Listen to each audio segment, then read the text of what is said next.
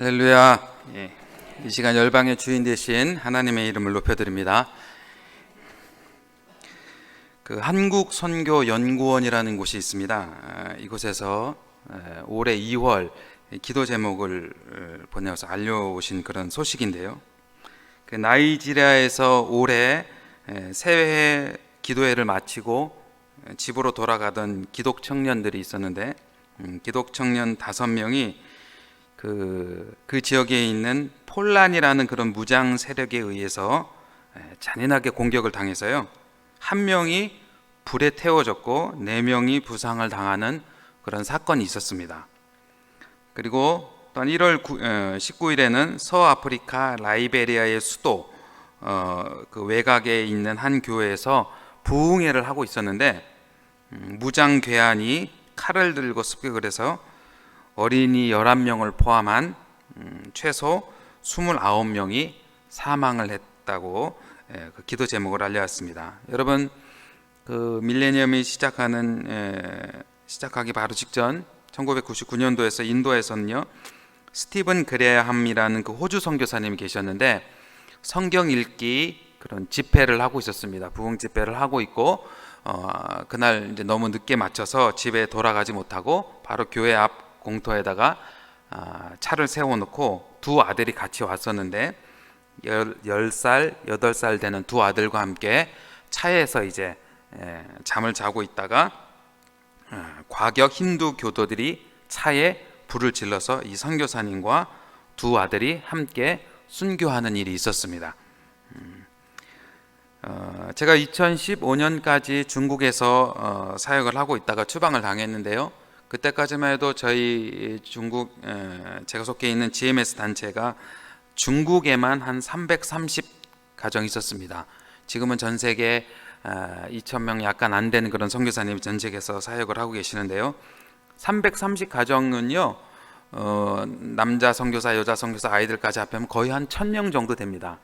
그런데 지금은요, 대부분 다 추방을 당하셨고 20가정도 안 남아 계시다라고 그렇게 본부에서 알려주셨습니다. 여러분, 아직 세계 여러 곳곳에서 교회와 선교사들이 위협과 공격을 받고 있습니다. 여러분, 우리가 그들을 위해서 기도해야만 합니다. 너무 심각한 내용들을 말씀드렸더니 여러분들이 걱정을 하고 계신데, 여러분 너무 걱정하지 마시고요, 기도하시면 됩니다. 그런 어려움 속에서 선교사들은요, 자신들의 고국을 떠나서 가정을 데리고 자녀들을 데리고 선교지를 지켜가고 있습니다. 이슬람, 불교, 힌두교, 톡착 종교, 현지 갱단들의 강한 저항에 부딪혀 있고, 지금은 이렇게 한 2년 동안 생각지도 못한 코로나 때문에 위협을 겪고 있습니다. 여러분들도 마찬가지죠. 여러분, 코로나 때문에 우리가 예배를 못 드릴 거를 여러분 상상이나 해보셨겠어요? 코로나 때문에 여러분, 제가 지금 여러분 앞에서 이렇게 있는데 여러분 다 이렇게 이 마스크만 계시고 여러분이 도대체 어떤 표정으로 말씀을 들으시는지 제가 감이 잘 안 잡힙니다. 이게 무슨 어항도 아니고 막 앞에 이런 거 놓고 지금 이렇게 설교를 하고 있는데요. 가끔 이렇게 교회를 가면 저쪽에서 누가 선교사님, 이제 저는 이제 저를 오랜만에 보니까 반가워서 이렇게 선교사님 인사를 하시는데 제가 눈만 보고 사람을 맞춰야 되잖아요. 저게 누구 눈이지? 저게 누구 눈이었더라? 그렇다고 모른 척 할 수도 없고. 여러분, 이런 우리가 어려움을 겪고 있습니다. 그래서 2년 만에 이렇게 오후 예배도 드리고 이런 어려움 속에서 우리의 신앙을 지켜내고 있는데요. 선교사들도 마찬가지입니다. 자녀 교육의 불확실성과 그다음에 재정과 건강이 전혀 보장되어 있지 않는 그런 환경 속에서 선교사들은 한 걸음씩 전진하면서 그 자리를 지키며 버텨내고 있습니다. 여러분, 사랑하는 여러분, 선교는 왜 해야만 하는 일일까요? 할 만해서 하는 것이 절대 아닙니다. 반드시 해야만 하는 일이기 때문에 선교는 하는 것입니다. 여러분, 아멘이시죠? 네, 좀 아멘 좀 해주시기 바랍니다. 코로나로 인해서 어려움을 겪고 있는데 동인교회가 왜 여러분 선교를 해야만 하나요? 해야만 하는 일이기 때문에 하는 것입니다. 여러분, 삶이 무너져 내리고 어려움이 닥치고 사업과 재정이 흔들리고 건강이 무너져 있는, 건강이 위협받고 있는 이러한 상황 속에서 다 주저앉아 버린 것 같은 이러한 상황 속에서도 우리는 포기해야 되지 말아야 될 거예요. 여러분, 어렵다고 예배 안 들으시겠어요? 어렵다고 우리가 하나님 말씀 앞 붙들고 살아가는 것, 주님 말씀 붙들고 기도하는 것 안 할 수 있겠습니까? 바로 이런 우리에게 상황에 부딪혀서 나아가지 못하고 주저앉아 있는 것 같은, 위축되어 있는 이런 우리에게 오늘 주님은 본문에서 말씀하고 계십니다. 16절에서 말씀하십니다. 일어나 너의 발로 서라. 여러분 함께 해보실까요? 일어나 너의 발로 서라. 네, 사도 바울도요, 자신이 예수님을 만난, 부활하신 예수님을 만난 그 사건을 사도행전에서 3번 정도 이야기를 합니다. 9장에서 한번 이야기를 하고 22장에서 이야기를 하고 오늘 본문 26장에서 이야기를 합니다. 그런데 그 전에 앞에서 얘기했던 거, 2번 얘기했던 것 달리 26장에서는요, 특별히 자신에게 맡겨주신, 하나님께서 사도 바울 자신에게 맡겨주신 이방 선교의 소명에 대해서 강조를 하고 있습니다. 일어나 너의 발로 서라. 여러분, 선교는요, 다른 사람이 대신해 주지 않습니다. 모두가 동참해야 되는 것입니다. 뭐 국가대표처럼 이렇게 뽑아갖고 그 사람들만 하는 거 보고 잘한다 잘한다 이렇게 박수치고, 여러분 그런 것이 아닙니다. 제가 뭐 무슨 선교 국가대표입니까? 저만 나가고 여러분들은 나는 상관없다, 그렇게 선교는 되어지는 것이 아닙니다. 여러분, 우리의 기도의 발로, 우리의 물질의 발로, 우리의 몸으로 직접 동참해야 되는 일이 바로 선교입니다. 그래서 어떤 이는 직접 발로 나가기도 하고 어떤 이는 기도하며 하나님 앞에 선교로 동참하기도 하는 것입니다. 이처럼 선교는요, 우리 모두 일어나서 상황이 어떠하든, 상황이 좋든 어렵든 우리의 발로 직접 동참하는 것이 선교입니다. 여러분, 코로나 때문에 아이고 우리도 죽겠는데, 뭐 우리도 힘든데, 우리도 모이기도 어려운데, 그렇다고 주저앉아서 선교를 포기하면은 안 됩니다. 여러분이 기억하실 것은요, 기독교 역사상, 2000년 역사상 선교가 언제 제일 좋았을까요? 언제 제일 선교를 할 만했을까요? 여러분, 선교는 할 만한 때가 없었습니다. 항상 선교를 하는 데 있어서는요, 어려움이 있었습니다. 고난이 있었습니다. 장벽이 있었습니다. 그렇지만 기독교 복음은 그 장벽이 있을 때마다 그 장벽을 넘어서 오늘 이 시간까지 올 수가 있었습니다. 여러분, 저희 가정도 2007년에 파송을 받아서 이제 중국을 나갔는데요. 중국 나갈 때 저희 막내가 6개월이었거든요. 6개월. 정말 조그만 아이가 지금은 뭐 고등학생이 돼서 저보다도 더 키도 더 크고 뭐 그런 되는데 4명의 자녀였습니다. 아시는 분은 아시겠지만 아들만입니다. 순수하게 저희가 생산한 우리 아들 자녀가 4명입니다. 4명. 다 지금은 저보다 다 키가 크고 뭐 그렇습니다. 여러분, 분위기가 상상이 되시나요? 엄청 먹습니다. 그 아이들 데리고 이제 처음에 중국을 가려고 하니까 제가 부목사로 사역하고 있던 그 교회에서 바로 이렇게 파송을 받아서 나갔습니다. 그러니까 우리 교회에서 저희하고 같이 교구하셨던 집사님, 권사님 이런 분들은요, 정말 너무나 걱정이 돼갖고 정말 눈물이 글썽글썽거리면서 말씀하세요. 목사님 왜 가시려고 그러세요? 그거가 어딘 줄 알고 가려고 그럽니까? 막 그러세요. 여러분, 저희가 왜 갔겠어요? 왜 그 중국의 어린 자녀들 뭐 6개월, 뭐 4살, 5살 뭐 그런 뭐 삐약삐약거리는 애들 데리고 선교지를 왜 들어갔겠어요? 오늘 17절에서도 사도 바울에게 우리 주님은 얘기하십니다. 내가 너를 구원하여 그들에게 보냈다라고 사도 바울에게 우리 주님은 말씀하셨습니다. 여러분, 사도 바울이 왜 이방인에게 가서 복음을 증거했나요? 이유는 한 가지입니다. 하나님이 보내셔서 갔습니다. 여러분, 바울은 하나님이 보내셔서 이방인에게로 갔습니다. 저희 역시 하나님께서 중국으로 보내셔서 중국으로 갔었고, 그리고 다시 캄보디아로 보내셔서 저희는 캄보디아로 갔습니다. 여러분, 절대 오해를 하지 말아야 될 것이요. 선교사를 보고 뭐 한국에 들어오면 그런 얘기 참 많이 듣거든요. 아우, 선교사님 대단하세요. 선교사님 뭐 어떻게 뭐 선교지에서 그렇게 뭐 15년 16년 있으세요. 아우, 대단하세요. 여러분, 선교사가 대단해서 있는 건가요? 절대 그렇지 않습니다. 네, 선교사가 대단할 건 하나도 없고요. 하나님이 우리에게 사명을 주셨고 그 길을 열어주셨기 때문에 저희가 그리로 간 것입니다. 요한계시록 3장 7절에 우리 주님을 열면 닫을 자 없고 닫으면 열 자 없는 분이시라고 이렇게 설명을 하고 있는데, 저희가 한국교회 사역을 하고 있다가 하나님께서 선교에 대한 사명을 주셔서 중국 쪽 열어주셔서 중국을 갔었고, 중국에서 사역 잘하고 있다가 하나님께서 중국 쪽을 닫으셨고 캄보디아 쪽을 열어주셔서 캄보디아 쪽으로 갔던 것입니다. 여러분, 중국에서 나올 때 물론 본전 생각이 많이 났습니다. 예. 뭐 그동안 언어도 다 됐고 뭐 사역지마다 뭐 이렇게 몇 년씩 중국 사람들이 잘 이렇게 사람 이렇게 마음을 안 열거든요. 근데 이제 뭐 이렇게 몇 년, 뭐 7년, 뭐 8년 이렇게 되니까 다 이제 마음 열어서 뭐 저도 이제 중국 사역하고 하는데 뭐 크게 어려움이 없고 하는데 하나님이 그쪽을 닫으셨고 캄보디아 쪽을 열어주셨어요. 여러분, 캄보디아에서 중국에서 캄보디아로 올 때는요, 처음 중국으로 나갈 때보다 훨씬 더 힘들었습니다. 훨씬 더 많은 결단이 필요했습니다. 여러분 생각을 해보세요.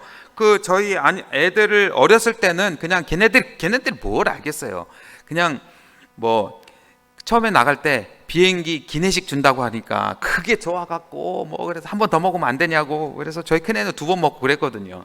그래서 그게 좋아서 이제 중국 가서 그랬는데, 중국에서 캄보디아로 넘어올 때는요, 이제 아이들이 벌써 다 장성하고 뭐 고등학교 2학년, 1학년, 중학교, 초등학교 이랬었거든요. 뭐 하여튼 세트별로 다 있었어요. 그리고 저희 큰애 같은 경우는 중국 현지 학교, 초등학교, 중학교, 고등학교를 다녔었기 때문에 중국으로 대학을 가려고 준비를 하고 있었어요.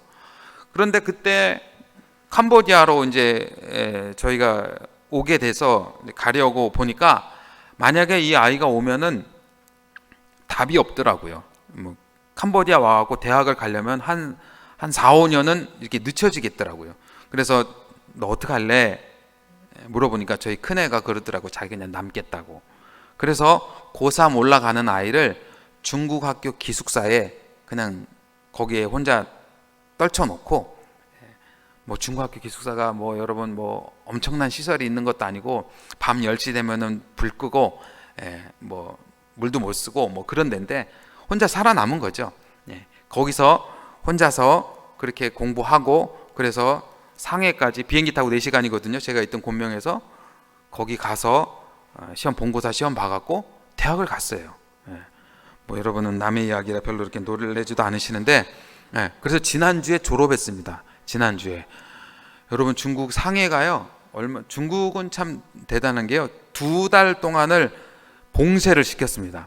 저희 큰 아이가 있는 그 학교 그 밖에서 지금 그 외주를 하고 있는데, 학교에 기숙사 그때 리모델링 한다고 방을 내주지 않아서 밖에 있는데요, 아파트 문 밖에 나오지 못하는 거를요 2달을 했어요. 2달.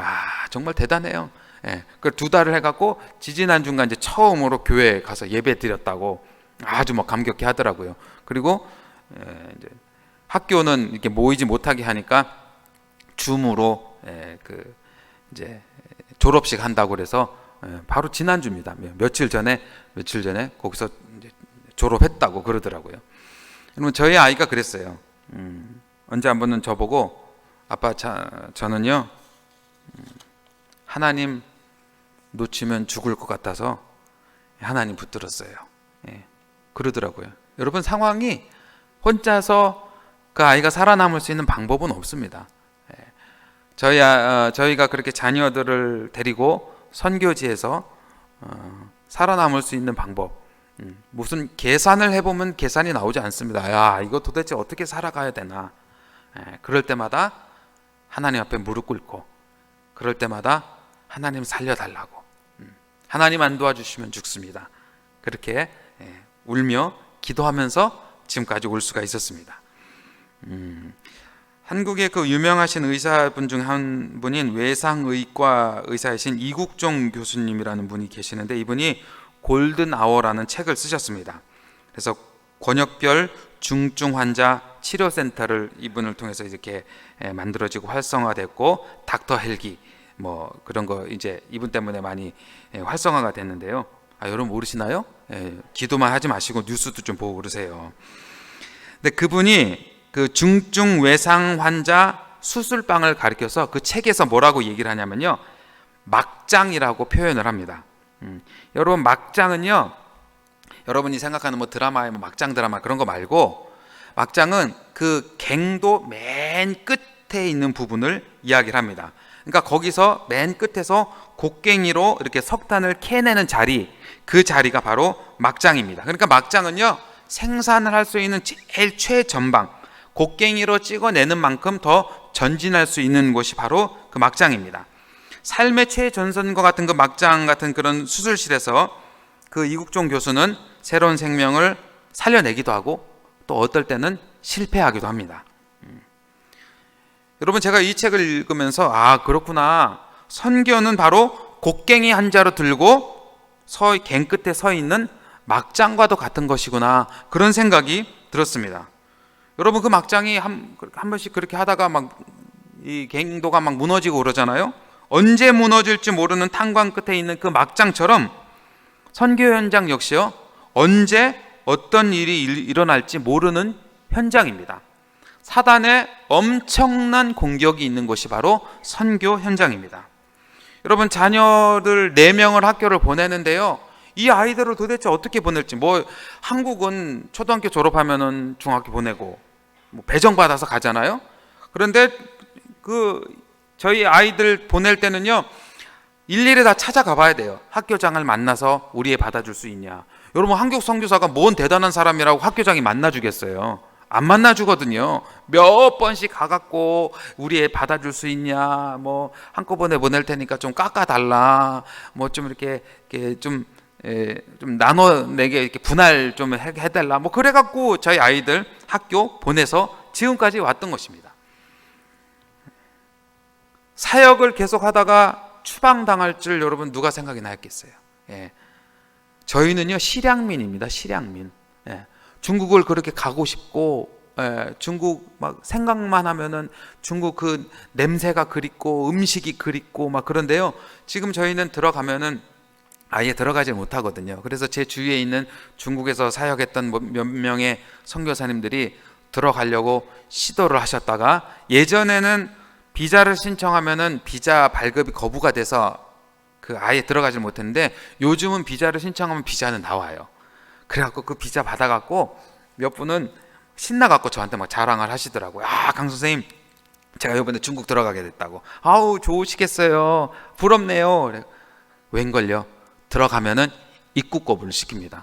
여러분, 그게 얼마나 마음에 상처가 되는 줄 아세요? 막 가고 싶은 그 중국을 드디어 들어간다라고 그냥 들어갔겠어요? 비행기표 다 예약하고 왕복 비행기표 다 끊고 들어갈 숙소하고 호텔하고 다 예약을 다 해놨는데, 거기에서 출입국 한 데서 입국 거부를 시켰고 들어가지 못한다. 왜 그러냐? 뭐 보안상 얘기해 줄 수 없다. 그래갖고요, 마음에 상처를 받아갖고 막 어떤 사모님은 저한테 자랑하셨다가 어떻게 잘 다녀오셨어요? 그 캄보디아에서 프놈펜에서 한번 만나서 물더니 막 사모님 막 우시더라고요.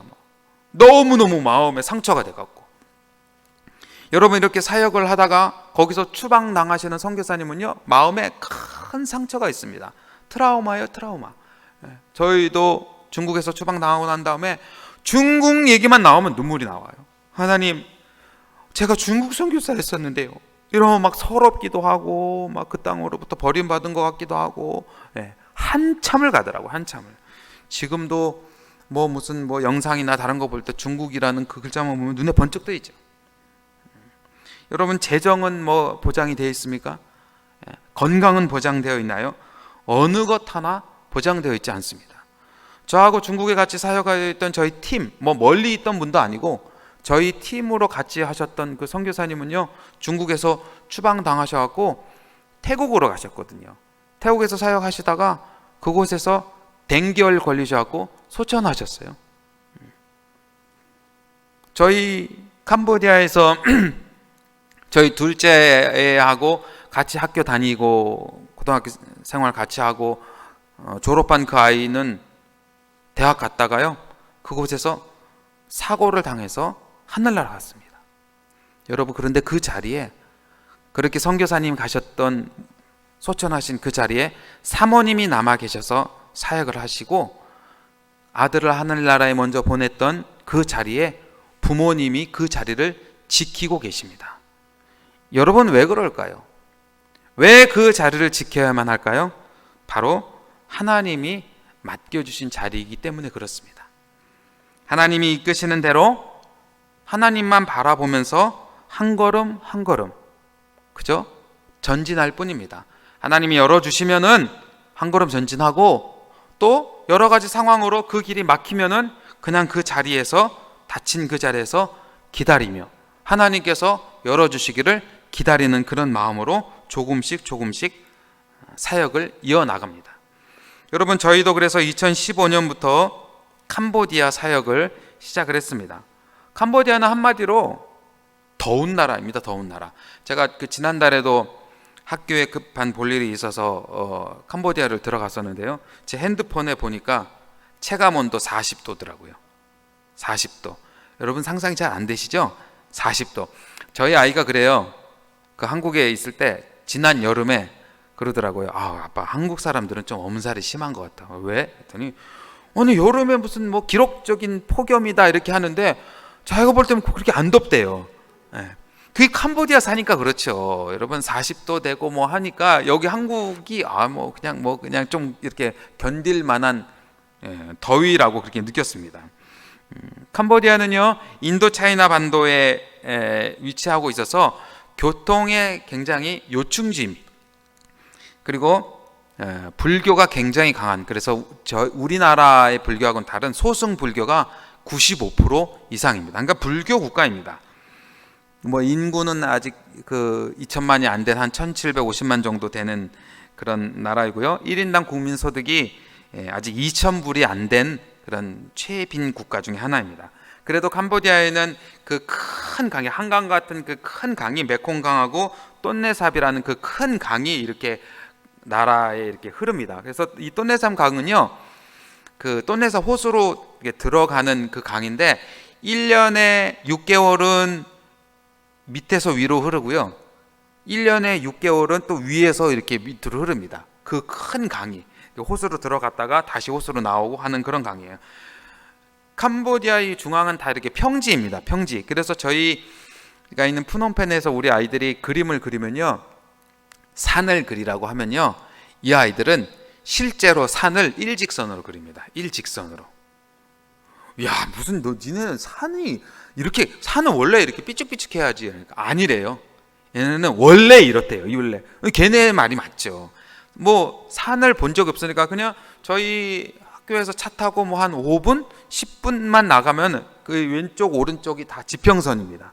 쭉 지평선이고, 그다음에 야자수 이렇게 좀 있고 뭐 그런 나라입니다. 그러니까요, 이 캄보디아는 그렇게 다 평지이고 큰 강 2개 있고, 그러니까 평지이고 물 많고 그리고 햇빛이 강하고 하니까요, 1년에 산모작이 가능합니다. 그래서 뭐 우리나라처럼 이렇게 모내기 하는 것도 아니고 그냥 벽지를 뿌리면요 금방 자라납니다. 그렇게 해서 쌀도 뭐 많이 나오고, 여러분, 그 캄보디아 이 쌀이 그냥 우리가 생각하는 그런 알랑미 쌀도 아니고요, 굉장히 좋은, 작년에 제가 그 뉴스 기사에서 봤는데 4년인가 5년째 세계 벼 품종 대회에서 1등한 쌀이 캄보디아 바탐방 지역에 있는 그런 쌀입니다. 뭐 쌀도 좋고 열대 과일도 얼마나 많은데요. 여러분, 제가 참 여러분 그 심심한 위로를 말씀을 드리면, 여러분 그 가끔 요즘에 그 마트 같은 데 가보면 뭐 망고 이런 거 여러분 뭐 엄청 비싸더라고요. 뭐 그것도 언제 한번 뭐 어떤 분이 맛있다고 두 알을 사서 저한테 보내주셨거든요. 참, 저희 학교 안에서는요, 그 망고를 먹다 나중에는 못 다 먹어요. 너무 많이 열리는데 망고 뭐 실컷 먹다가 나중에는 너무 많이 열리니까 못 따먹거든요. 그러니까 캄보디아는요, 열대 과일도 엄청 많아요. 여러분, 쌀 많죠. 강이 많으니까 또 물고기가 얼마나 많겠어요. 물고기 많죠. 그다음에 열대 과일 그렇게 많이 열리죠. 그러니까 캄보디아는 정말 특별히 노력하지 않는 이상은 굶어 죽을 수가 없는 나라입니다. 그러니까 이렇게 그리고 그 산지 그 위쪽 북쪽에 가면은 지하 자원도 많고 그래갖고요. 캄보디아는요, 저희 나라보다 훨씬 잘 살던 그런 국가였습니다. 그래서 60년대만 해도 우리나라 못 먹는다고 굶어 죽는다고, 우리나라 옛날에 굶어 죽고 그랬잖아요, 그렇죠? 1950년 지나고 막. 그래서 그때 우리나라한테 쌀도 원조해 주던 그런, 쌀 보내줘. 아유, 한국 사람 불쌍하다고 굶어 죽는다니까, 우리 남아도는 게 쌀인데, 그렇고 막 쌀도 보내주고 하던 아주 잘 살던 그런 국가였었습니다. 그런데 1975년부터 79년까지 폴폿이라는 그 한 사람의 지도자가 잘못된 생각을 갖고 있고, 농민 지상천국을 만들려는 사회주의 국가를 꿈꿨습니다. 여러분, 그 캄보디아는 공산국가가 아닙니다. 지금도 많은 분들이 사회주의 국가죠, 공산국가죠 이렇게 얘기하는데, 캄보디아는 공산국가가 아니고요, 왕이 다스리고 있는 입헌 군주제입니다. 총리가 다스리고 있고요. 그래서 그런 옛날 한 5년 4년 정도 잠깐 여러분들이 아시는 대로 그 킬링필드 기간이 있었습니다. 그 기간 때에 약 800만 명 인구 중에 300만 명을 학살한 그런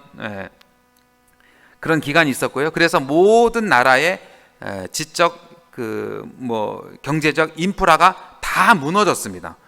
그래서 지금도 캄보디아는요, 맞춤법이 통일이 안 돼 있습니다. 그래서 저희가 그 언어 배우러 갈 때 분명히 1단계 때는 이렇게 쓴 그런 단어였었는데 2단계 선생님은 또 다르게 써요. 그래서 선생님 그거 틀렸는데 여기 아니 이게 맞대요. 그게 틀렸다고 하여튼 지금도 그렇게 통일이 안 돼 있습니다. 그래서요, 저희는 지금 소금가비 국제학교라는 곳에서 사역을 하고 있는데, 캄보디아 사회에 복음의 영향력을 미칠 수 있는 인재 양성을 위해서 함께 사역을 하고 있습니다. 2008년도에 이제 개교를 해서 GMS 선교사님 한 6가정이 함께 모여서 팀 사역을 하고 있고요. 학교 안에서 아이들하고 같이 지내고 있습니다. 그러니까 저희는 다 100% 학교 안에 기숙사에서 지내고 있습니다. 아이들도 지내고 있고 저희 선생님들도 그 학교 안에서 같이 머물면서 아이들하고 같이 생활하면서 지도를 하고 있습니다. 저희 학교는요, 아직 그 캄보디아 사회의 어떤 인재 양성을 하는 그런 교육 시스템이 굉장히 열악하기 때문에 전략적으로 한국으로 대학을 보내는 전략을 선택을 했습니다. 그래서 한국어로 아이들을 가르치고 있어요. 그래서 처음에 4학년에 입학을 하면은 너무 어린 아이들은 정말 애기거든요. 그래서 막 집에 가고 싶다고 막 울고 그래갖고 너무 저학년은 안 되고, 그래서 4학년부터 저희가 받습니다. 그래서 이 아이들을 이제 입학을 시키면은 한국어로 교육을 시킵니다. 그래서 이제 한국어가 어느 정도 되면은 그 한국어로 수학을 공부하고 과학, 사회 이런 걸 다 공부를 해요. 그래서 한국으로 대학을 옵니다. 여러분, 저희가 지금 7회까지 졸업생이 배출이 됐는데 7회까지 졸업생이 35명이거든요. 전원 한국으로 대학을 왔어요. 별로 그냥 하면 그럴 수 있지 여러분 그렇게 생각하시는데요. 연세대, 한양대부터 시작하고요, 저기 제주대까지 전국에 다 우리 학생들이 다 한국어로 대학을 왔고요. 그래서 일부 돌아온 아이들도 있습니다. 아이들이 학교에서 지낼 때, 지금은 코로나가 2년 전에 시작이 될 때는 한 70여 명이 있었는데요. 지금은 그래도 그동안 저희는 줌으로 계속 수업을 하고 있었거든요. 그런데 지금 한 30명 정도 감소가 됐습니다. 애들 떨어져 나갔어요. 여러분, 한국처럼 자기 방이 있고 인터넷 시설이 잘 돼 있고 그런 곳에서 줌을 해도 얼마나 힘들겠어요. 저희 지금 막내는 이 한국에 와갖고 지금 캄보디아 교과 과정을 여기서 지금 줌으로 하고 있거든요. 아주 난리를 부립니다. 그런데 하물며 그 캄보디아 아이들이 자기네 집에 가서 인터넷 시설이 제대로 돼 있겠어요? 여러분, 아이들이 하다가, 저희도 이제 줌으로 수업을 하다가 수업을 안 할 수는 없으니까요. 하면은 선생님 인터넷이 끊겨요. 왜? 그러면 비 오면. 예. 비 오면은 그 지붕, 양철 지붕 밑에서 하니까 뭐 도저히 안 되죠. 뭐 그래서 인터넷 끊겨서 안 되고, 그 조그만 핸드폰 그 화면을 이렇게 보면서 수업을 하려니 애들이 뭐 오죽하겠어요. 그래서 한 30여 명 떨어져 나가서요. 지금 현재 한 45, 6명 정도 재학생 아이들이 있습니다.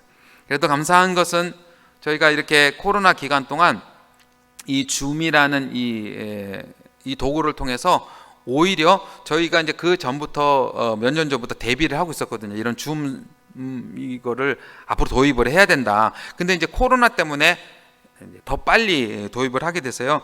오히려 가르치시는 선생님들은 더 늘어나셨어요. 그래서 한국에서도 참여를 하시고 미국에서도 참여를 하시고 다른 선생님들이, 그래서 교사분들이 한 35명 정도 이 일에 참여를 하시고요. 이 가운데는 졸업생도 7명이나 있습니다.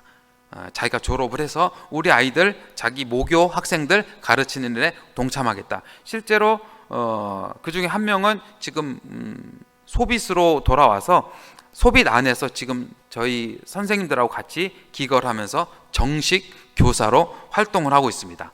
그리고 그 교사들 중에는요, 저희 MK도 있습니다. 선교사님 자녀들도 같이 이 일에, 가르치는 일에 동참을 하고 있습니다.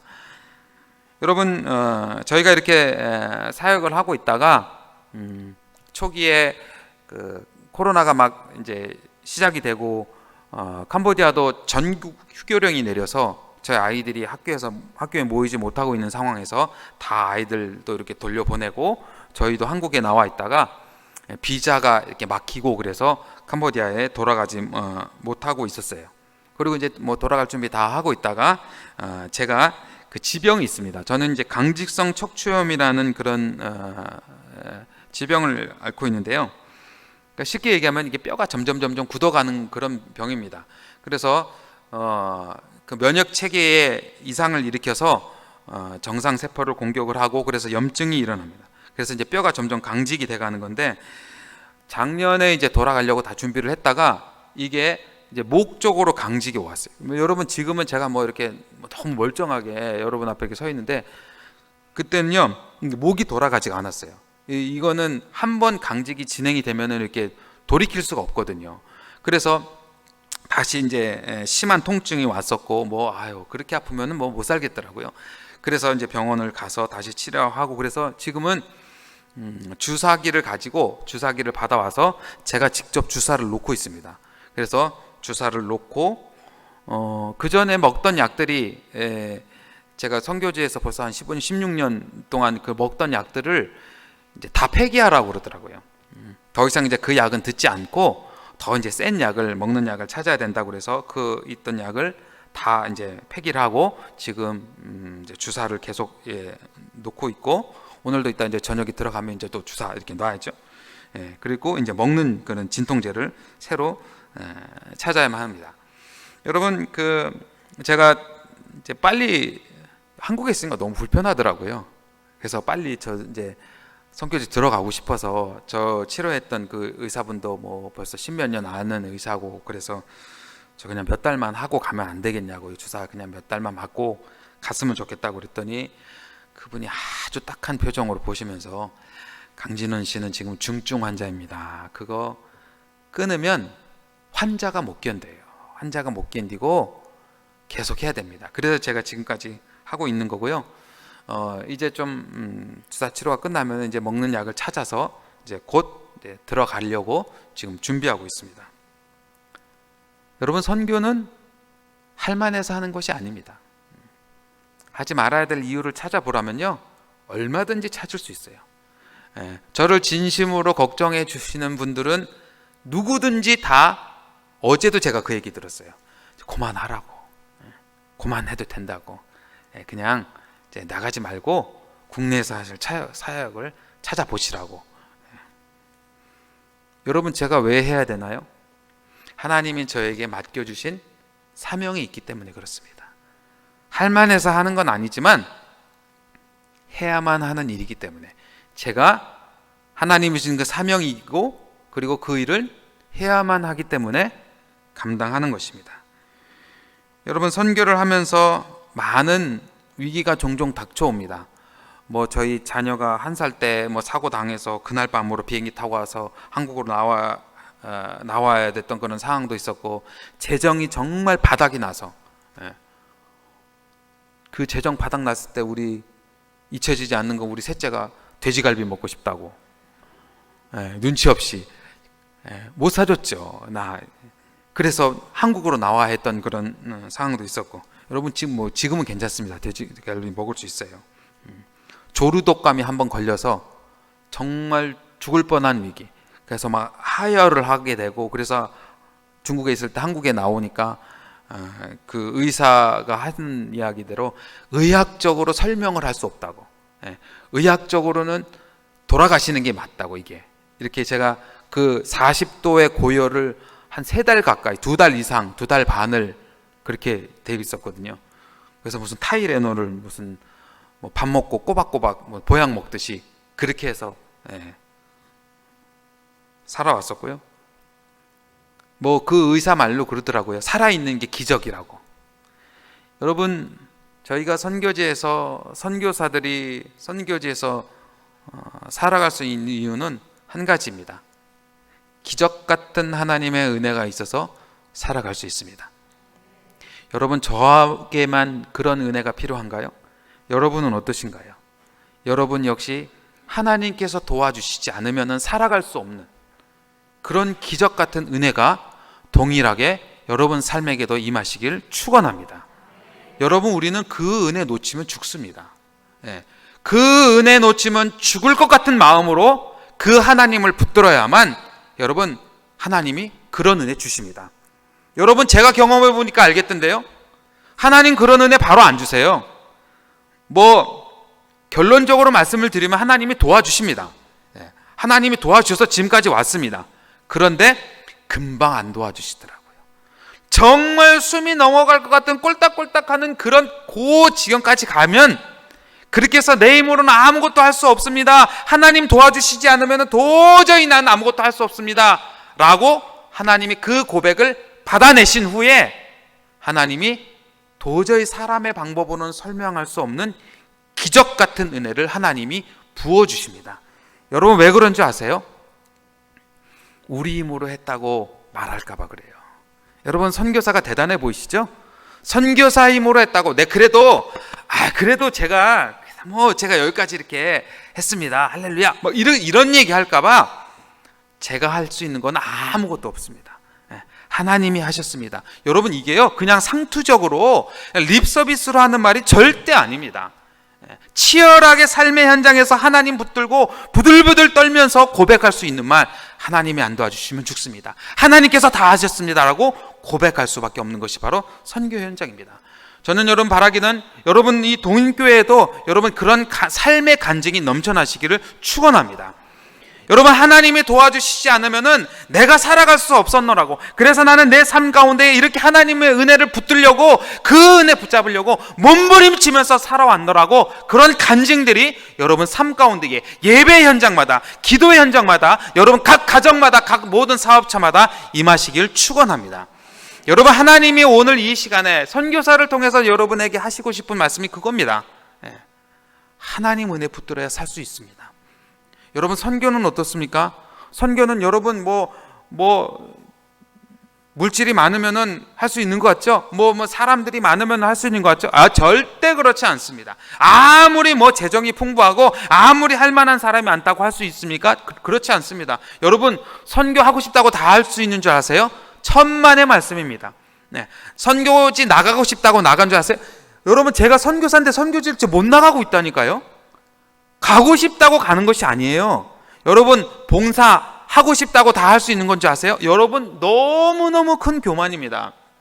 봉사하고 싶다고 다 하는 것이 아닙니다. 근데 내가 물질만 있으면 헌금하고 싶다고 다 할 수 있는 거 아닙니다.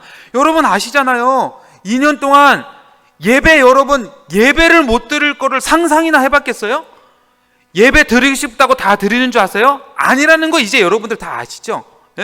여러분, 이 답답한데 지금 이 마스크 끼고 지금 여기서 지금 이러고 계시잖아요. 누가 생각인 대로 해봤겠어요? 여러분, 하나님이 도와주셔야만 할 수 있는 것이 하나님의 사역이고 선교입니다. 여러분 오늘 본문에도요, 사도 바울은 22절에 이제 이 본문 그 후에 22절에서 그렇게 이야기합니다. 여러분 따라해 보실까요? 하나님의 도우심을 받아. 여러분 그래 갖고 하나님의 도우심 받을 수 있겠어요? 다시요. 하나님의 도우심을 받아. 여러분 이것이 사도 바울의 간증입니다. 사도 바울이 어떻게 하나님의 맡겨주신 그 어마어마한 선교의 사역을 감당했나요? 하나님이 도와주셨기 때문에 감당할 수 있었습니다. 사랑하는 여러분, 여기에 있는 그 어느 누구도 하나님의 도우심이 안 필요한 분 계신가요?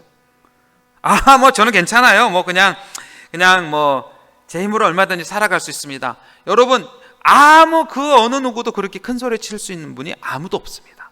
하물며 아무런 능력도 없고 아무런 뭐 물질이 그렇게 많은 것도 아니고 절실하게 하나님의 도우심이 필요한 우리는 그 하나님의 도움을 구할 수밖에 없는 존재들입니다. 여러분 그런데요, 하나님의 도움을 이렇게 간절히 찾는 그 하나님을요, 그 백성을 하나님은 지금도 찾고 계십니다. 여러분들 예배 가운데에, 예배 현장 가운데에 그러한 고백들이 넘쳐나길 축원합니다. 하나님의 도우심을 간절히 찾는 사람을 하나님이 오늘 이 예배 현장에서 하나님이 발견해내시고 내가 그 사람 되기 원합니다라고 고백하는 여러분 되시길 바랍니다. 여러분 이렇게 어려움 때마다 하나님이 도와주셔서 오늘 이 자리까지 올 수가 있었고요, 하나님의 그 도우심을 간절히 구할 때 하나님은요 결코 외면하지 않으십니다. 포기할 수밖에 없다는 그런 현장 가운데에 우리 주님이 찾아오셔서 우리를 만나 주시고요, 저를 만나 주셨습니다. 저희도 캄보디아 가서 선교를 하다가 도저히 못 하겠더라고요. 그때 뭐 재정도 어려웠고 캄보디아 와서 왔더니 저는 그때 이미 10년차 이상 선교사인데 그런 연차도 아무 소용도 없고 이제 막 한국에서 나온 선교사하고 별 다를 것도 없고 그냥 이제 언어 한다고 그러고 있고, 그러니까 재정도 바닥나고 몸도 안 좋고 그러니까 선교 못 하겠더라고요. 그렇다고 나라를 또 옮기겠어요? 그러니까 멋 모르고 한 번 옮기지? 그래서 하나님 도저히 못 하겠습니다.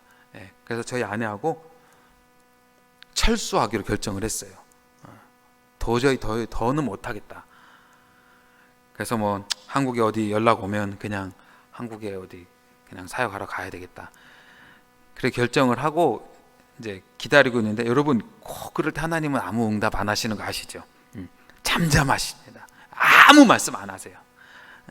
그러다가 캄보디아에서 이제 시골 사역이 열려서 시골 사역을 하다가 하나님이 저희를 포기하지 않으셨습니다. 그래서 하나님이 저희를 만나 주셨고요, 하나님이 저희가 선교하러 나갔던 그 자리에서 하나님이 저를 선교해 주셨습니다. 제가 선교 당했습니다. 사랑하는 여러분, 여러분들이 하나님 말씀대로 살려고 몸부림치면요, 하나님이 여러분 절대 포기하지 않으십니다. 하나님이 여러분을 만나 주십니다. 여러분의 삶의 현장에서. 그리고 하나님을 만날 수 있는 가장 좋은 이 예배의 자리에서 우리 하나님이 우리를 만나 주십니다. 그리고 함께 갈 수 있는 사람들을 붙여주십니다. 여러분 교회가 그런 곳 아닌가요? 여러분 집에서 혼자서 인터넷으로 예배 드려보니까 어떠세요? 네? 들으실만 하시던가요? 여러분 선교사인 저도, 제가 목사잖아요, 제가 선교사잖아요, 신앙 다 까먹겠던데요? 그거 무슨 이렇게 이렇게 앉아갖고 무슨 찬송이나 크게 하겠어요? 기도나 제대로 나오겠어요? 여러분 예배가 여러분 하나님 위해서 드리는 것이 아니고요, 예배가 여러분 사는 자리입니다. 이렇게 함께 갈 수 있는 사람들 같이 붙여주셔서 갈 수 있는 것이 바로 교회이고 예배의 자리입니다. 여러분 아까 제가 그 앞에서 말한 그 이국종 그 교수도요, 그래서 그분은 한쪽 눈이 거의 실명이 됐대요. 보이지가 않는데요, 그런데 그 책에서 그 동료이자 후배인 정경원이라는 그 의사를 소개합니다. 그래서 거기서 뭐라고 이렇게 적어놨냐면요, 눈 때문에 생긴 내 공백을 정경원이 몸을 던져 꾸역꾸역 메꿔나갔다, 이렇게 적고 있습니다. 그러면서 그 이국준 교수가 얘기를 해요. 그가 있는 한 자기는 버텨나갈 것이라고. 그래서 그 책 맨 앞에도 정경원에게 헌사 이렇게 딱 책 초반에 그렇게 시작을 합니다. 사랑하는 여러분, 선교는 혼자 할 수 없습니다. 같이 하는 것입니다. 우선 하나님과 같이 하는 것이고요. 그리고 다른 동역자들과 같이 하는 것입니다. 그래야 감당할 수 있습니다.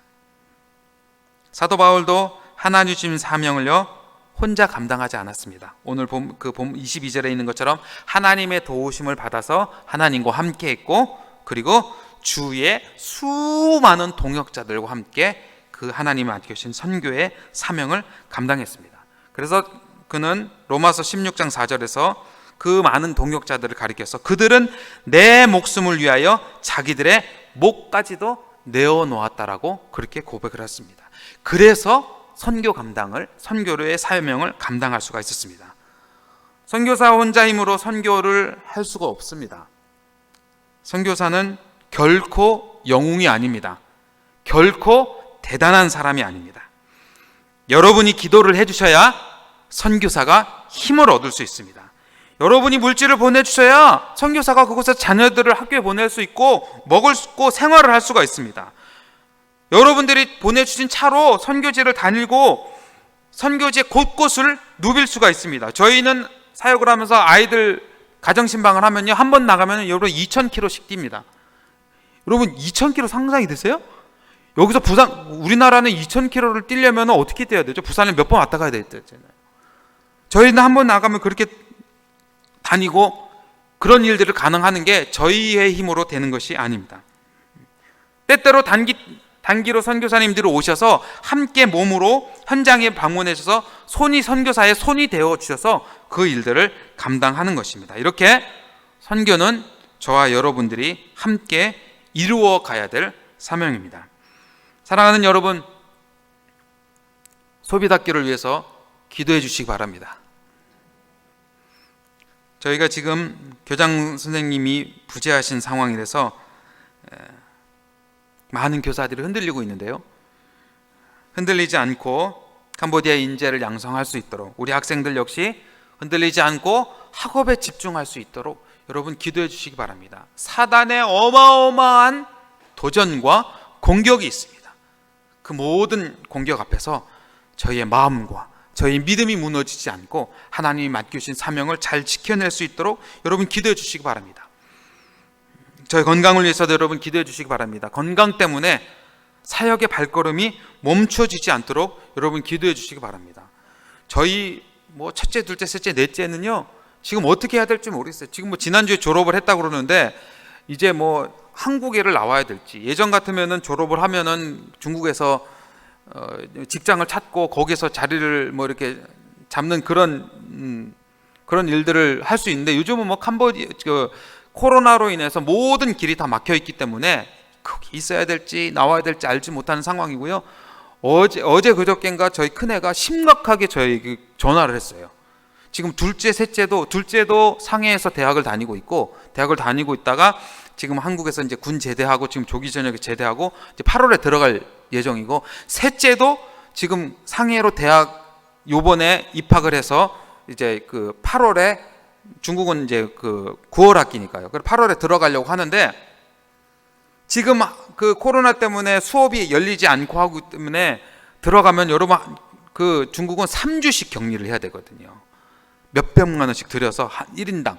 그래서 격리를 해야 되고 하니까 꼭 들어와야 되겠냐고. 제 큰애가 거기 있으니까 그러면서 저한테 얘기를 해요. 꼭 들어와야 될지 자기 모르겠다고 생각을 좀 고민을 좀 해보셔. 그래서 엄청 고민됩니다. 얘는 어떻게 해야 될 거며, 둘째 셋째는 뒤로 보내야 되는지, 한국에 남아 이제 안 그러면 캄보디아를 데려가야 될지, 어떻게 될지 모르겠어요. 병원 가보면 또 이제 저의 그 병에 대해서 또 어떻게 얘기를 해주겠죠. 그래서 언제 들어가야 될지, 8월에는 제가 가다가 돌아오는 한이 있더라도 내가 들어가겠다 얘기를 했는데, 병원을 또 가봐야 되겠죠. 여러분, 정말 어떻게 해야 될지 모르는 암담한 이 상황에 여러분의 기도가 필요합니다. 여러분, 제가 한 가지 소원이 있다면, 하나님 앞에 충성하고 싶습니다. 어떤 어려움이 있더라도 하나님이 맡겨주신 그 일에, 그 사명에 충성하고 싶습니다. 그래서 정말 충성스러운 삶을 하나님께 올려드리고 싶습니다.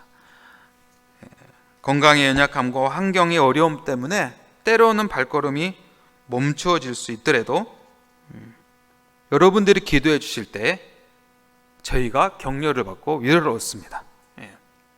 마치 하나님의 음성처럼 들려요. 당신이 가는 그 길이 맞습니다. 힘내십시오. 여러분, 저희 힘으로 갈 수 없기 때문에 하나님의 도우심을 구하는 것이고요. 분명한 것은